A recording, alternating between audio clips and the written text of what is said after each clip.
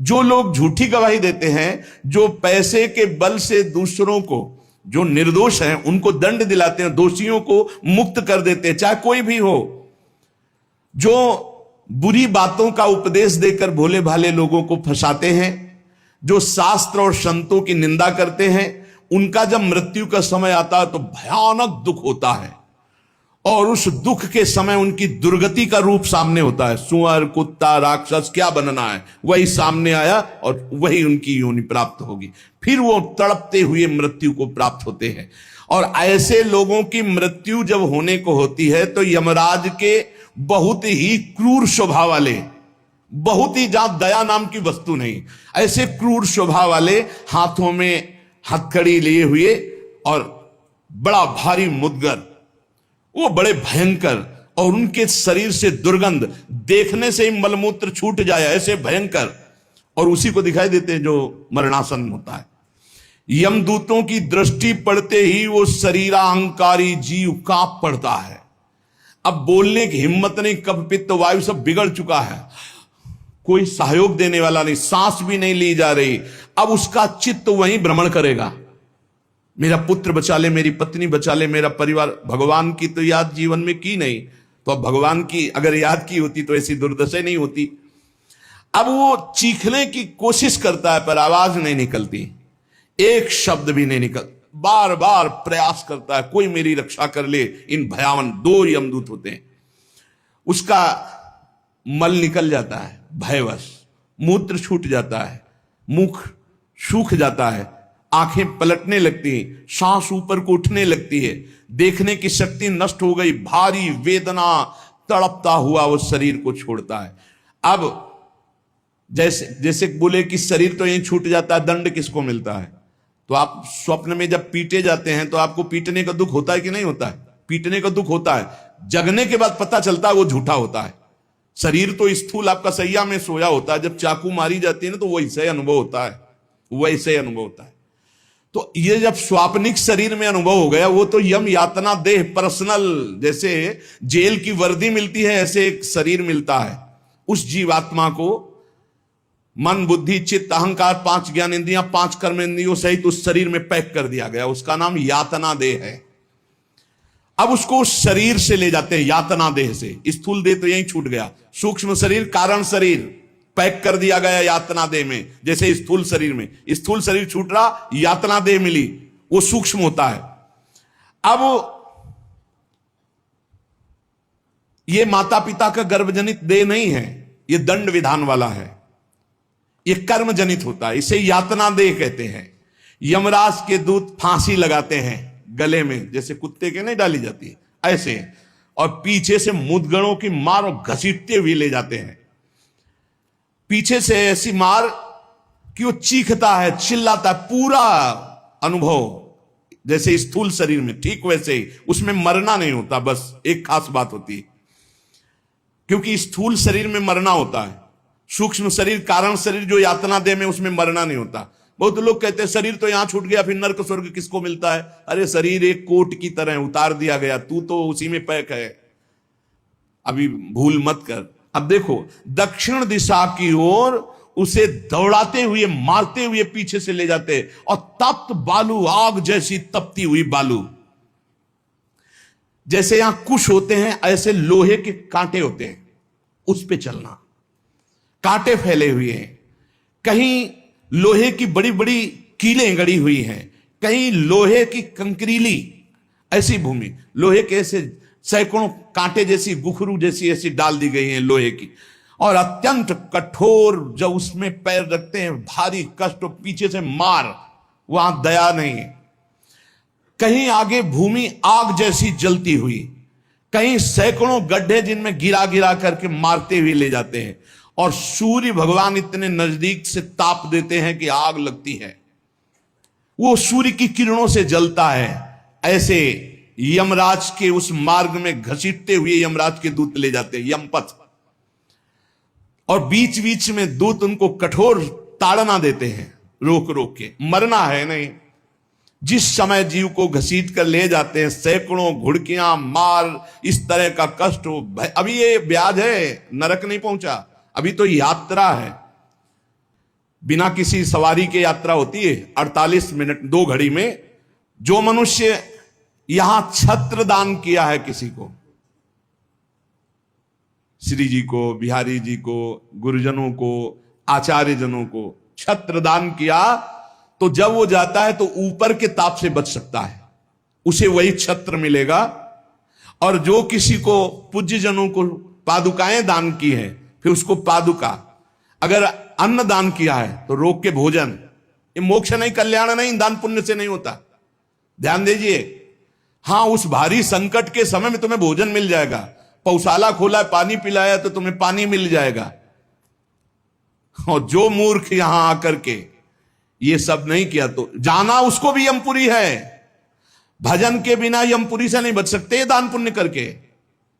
अवश्य में भोक्तव्यम कृतम कर्म शुभा शुभम, इसीलिए समझ लो, सोचते हो कि हमने दान पुण्य कर दिया, हमारे लिए भी मान आएगा परम पद का, जाना नरक ही पड़ेगा। बारी मथे घृत होए बरु सिकताते बरु तेल, बिनु हरि भजन न भवतरी या सिद्धांत तपेल। भजन के बिना नहीं, इसलिए कह राधा राधा राधा। अब इस प्रकार की यात्रा, अनेक प्रकार से कष्ट भोगता हुआ पाप पीड़ित जीव धर्मराज के नगर में पहुंचा। अब वहां सेकंड के कम हिस्से में हिसाब हो जाता है। ऐसा थोड़ा क्या नाम है, कहां से लाए हो, क्या क्या किया, ऐसा नहीं, 1 सेकंड के कम हिस्से में बहुत ही लाइन लगी हुआ। यम यातना के शरीर में भारी कष्ट भोगता हुआ जीव दाह का अनुभव करता हुआ, कांपता हुआ, भयंकर वेदना से युक्त सामने खड़ा हुआ। देखते ही निर्णय हो गया। अब वहां से उसको उसके कर्म के अनुसार नरकों में ले जाया जाता है। जिसने यहां सूर्य भगवान को प्रातःकाल उठ करके जलांजलि दी है, पुत्र हैं भगवान यम, सूर्य पुत्र, जो अपने पुरखों का पिंडदान किया है,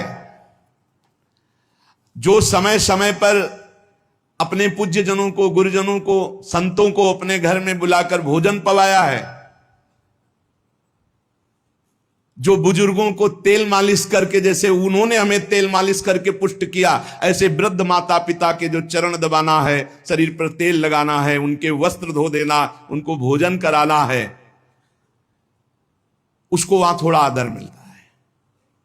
बैठो, खान पान, थोड़ा सुख सुविधाएं, नरक से नहीं बचोगे। भगवत भाव के बिना नरक से नहीं बचोगे। जो जो उसने सेवाएं की है, वो सेवाएं, आए हो नरक के मार्ग में तो थोड़ा तेल मालिश हो जाएगा, खवा पिया दे जाओगे, थोड़ा शीतल जल पीने को मिल गया, खान पान की, विश्राम की व्यवस्था थोड़ी समय के लिए।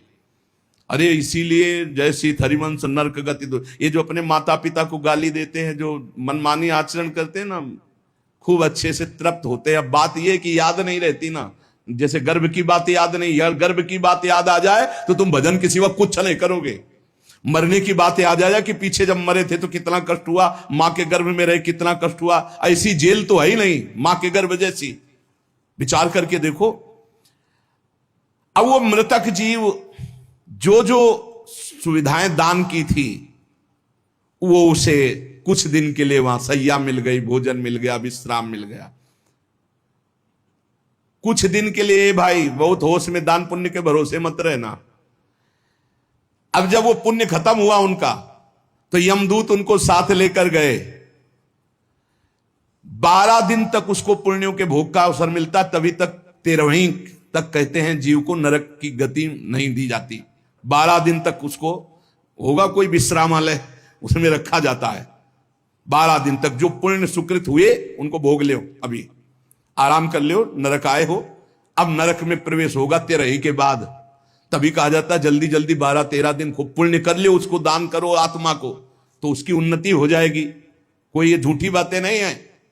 और राधा नाम बोल दिया एक बार तो इसके बराबर कौन सा पुण्य होगा। यमराज के खाते में पुण्य वाला है ही नहीं ऐसा जितना राधा। अरे जाना ही नहीं पड़ेगा भैया, राधा नाम जिसकी जिभ्या से निकाल, अनुल्लिख्यानंतान अपि तदपराधान मधुपति। इसीलिए तो गरज कर कहते हैं, अब जिनको नरक भोगना है वो नहीं सुनेंगे भगवान नाम महिमा, भगवान नाम जप नहीं करेंगे। 12 दिन के बाद 12 दिन तक वो अपने घर के वालों के दिए हुए पुण्य आदि जो उसको भोगता है। फिर जब पिंडदान हो जाता 13वीं, तब मृत्यु से 12 दिन बीतने के पश्चात यमपुरी को खींच कर ले जाया जाता है उस जीव को। अरे यमपुरी भैया हुआ जैसे जेल पहुंचे, कोई थप्पड़ लग रहा है, कोई डंडा लग, वो देखे कि प्राण छूट जाते कि हमारे ये दुर्दशा, मरना नहीं खास बात है। यमराज की यमपुरी को देखते ही प्राण सूख गए। कोई काटा जा रहा है, कोई कोल्हू में पेरा जा रहा है, कोई पकौड़े की तरह तला जा रहा है, हाहाकार मचा, मरना किसी को है नहीं। मृत्यु काल, ये सब वहां नजर आ रहे हैं, मूर्तिमान मृत्यु, मूर्तिमान काल, जो यमपुरी में दंड हो रहा है। काजल की राशि के समान, जैसे काजल के पहाड़ ऐसे यमदूत हैं कि ऐसे पचका दे, तो भैया ऐसे नींबू जैसे नहीं निचोड़ा जाता, ऐसे निचोड़ दिए, फिर छोड़ दिए, फिर वो जी गया, फिर निचोड़ दिए। अब बोले 10,000 वर्ष तक यही करना है उसको, अब 10,000 वर्ष तक वो ऐसे करता रहे, क्या दुर्दशा। तभी हरिवंश महाप्रभु कहते हैं, रस सिद्धांत का वर्णन जब करते हैं तो कहते हैं, जैसी हरिवंश नरक गति दुर्भरी, बहुत कठिन है नरक की गति। तभी कहते हैं नरक जाओगे होश में रहो, तो मतलब सबसे बड़ा दंड नरक का। लोग कहते हैं कि कहां नरक स्वर्ग है, किसने देखा है, तुम देख लोगे। ऐसे आचरण रख रहे हो जो संतों की अवहेलना करे, शास्त्र की अवहेलना करे, भगवान को अवहेलना कर रहे हो, अपने आप देख लोगे, पर बताने नहीं आओगे। बस खास बात यह है। और भौहें कैसी, टेढ़ी भौहें, काजल के समान काले, और विकराल मुख, लंबी दाढ़ें, कुरूप, आवाज भीषण भयंकर, और रोम ऐसे जैसे बंबूल के कांटे कि अगर ऐसे कर दे तो पूरा शरीर छेद जाए, ऐसे दूत, विशाल भुजाएं, पुष्ट भुजाएं, और सब यम दंड यम पास लिए हुए, बड़े भयंकर, दुर्गंध आती शरीर से, जीव देख के घबराता है, उनके हाथों में फंसा हुआ। अब जो यहां पराये पुरुष से रति करती है, अपने पति को धोखा देकर, जो अपनी पत्नी को धोखा देकर दूसरी पराई स्त्री से, पतिवंचक पर पति रति करई, रौरव नरक कल्प सत परई, ऐसे पुरुष को, ऐसे स्त्री को। रौरव का बड़ा भयानक स्वरूप है। रौरव नरक की लंबाई चौड़ाई 2000 योजन है, 1 योजन 4 कोश और 1 कोश 3 किलोमीटर, 2000 योजन कितना हुआ, 4 दूनी 8, 8000 कोश, 2000 का 4 तो 8000 हुआ, और 8 त्रिक 24,000 किलोमीटर का है, 24,000 किलोमीटर, और गड्ढा रूप है जिसकी बहुत गहराई है। यह नरक बड़ा दुखदाई है। इसमें अंगार रास बिछी हुई है, आगों की अंगार रास, दहकते हुए अंगार, बहुत ही। अब जो स्त्रियां पराये पुरुष से, तो वैसे ही सैया अंगार की और तपता हुआ आग का पुरुष।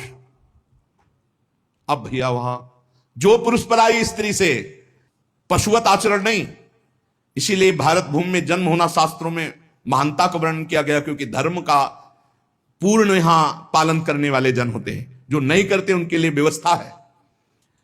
अब उसके भीतर यमराज, उस दूत, यमराज के दूत उस पापी जीवात्मा को, अब वहां स्त्री पुरुष तो है नहीं, वो तो शरीर पहले ही छूट गया, अब यातना देह, वो जेल की वर्दी, यातना देह नरक की वर्दी, धधकती आग में वो जल रहा है, चीख रहा है, पग पग पर भून भून कर गिर रहा है, न मूर्छा न मरण, रात दिन चीखता रहता है, जलता रहता है। दौड़ना है 28,000 किलोमीटर, बस उसी में दौड़, आनंद लीजिए। कितने दिन, बोले सहस्त्रों वर्ष, 1-2 वर्ष नहीं, सहस्त्रों वर्ष ऐसे पापियों की शुद्धि नरक में की जाती है। फिर जब वहां से निकलते हैं तो कीड़े मकूड़े, पतंगे, हिंसक जीव, मच्छर, वृक्ष, ऐसी योनियों को प्राप्त होते हैं पापी जीव। या मनुष्य योनि में आए, पाप बहुत नष्ट हो गए, वहां तो बड़े घृणित शरीर वाले, जो अवशिष्ट पाप बचते हैं थोड़े। आप कहोगे नरक भोगने के बाद भी अवशिष्ट बचे कि हां, जैसे यहां किसी को सजा दी जाती, 20 साल की सजा और 1 लाख रुपया जुर्माना, अरे जब जेल ही दे दी तो जुर्माना का, बोले नहीं जुर्माना है, तो जो जुर्माना हुआ उसका यह दंड है मृत्यु लोक में, समझ लो। यदि लोग प्रश्न कर देते, हमें समझ में नहीं आता, जब नरक भोग लिया तो फिर यहां क्यों भोगना पड़ता है, तो तुम्हारी समझ में नहीं आता, जब 20 साल की सजा दे दी, 1 लाख जुर्माना रख दिया, वो जुर्माना ये मनुष्य से भजन कर ले, नहीं तुम्हारी दलीलें काम नहीं आएंगी। इस प्रकार पाप करने वाले जीवों को विविध प्रकार के नरकों में पिताजी कष्ट दिया जाता है। सुमति महाराज कह रहे, जब यहां से कोई पुण्यात्मा पुरुष गति करता है तो वो पुण्य लोगों को ले जाया जाता है, उसके साथ गंधर्व लोग गीत गाते हुए चलते हैं, आगे आगे अप्सराएं नृत्य करती हैं, और वो विमान पर बैठा आभूषणों से सुसज्जित, समय समय पर मीठा जल ये सब सुविधाएं भोगता हुआ स्वर्ग जाता है, और वहां अपने पुण्य के अनुसार अप्सरा विमान महल सब सुविधाएं प्राप्त करता है, पर वहां भी जलता रहता है, क्योंकि उसके दिमाग में एक माला पहनाई जाती है उसके शरीर में, उसको बता दिया जाता है जिस दिन ये माला कुम्हला गई यहां खोपड़ी के बल से नीचे फेंक दिए जाओगे, मृत्यु लोके विसंति। अब वो रोज माला देखकर जलता रहता है कि ये माला कभी, और जहां कुम्हलाना शुरू हुई तो भयंकर पीड़ा, ये सब छूट जाएगा, अप्सरा महल बड़ी सुख सुविधा में आ सकती और वो सब छूट जाएगी। अच्छा, ये दुख, और दूसरा एक दुख बगल में दूसरी अप्सरा वाला निकला विमान, जो उससे कई गुना सुंदर, कई, अब वो जल रहा है, उसको शांति नहीं,